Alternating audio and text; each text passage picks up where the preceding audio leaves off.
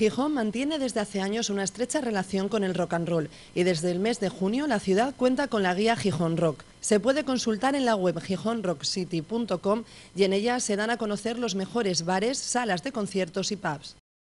La idea de que la gente vea la guía es que ellos mismos decidan qué estilo les apetece y a dónde se quieren ir, ¿no?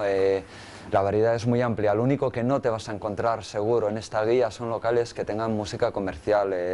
La guía va más allá de la música y también ofrece la más cuidada alternativa a la hora de hacer compras en la ciudad. No son tiendas comunes, pero sí son tiendas que pueden valorar la gente eso, que le gusta este rollo, que le gusta la movida un poco rockerilla. Sin olvidar, eso sí, la buena cocina asturiana. Damos una oferta en 3 puntos distintos de la ciudad a la gente que nos visita, donde poder comer bien. El caso concreto de Tierras Tour, pues bueno, el director gastronómico, Yusnel, diseñó especialmente para la guía un menú especial Gijón Rock City.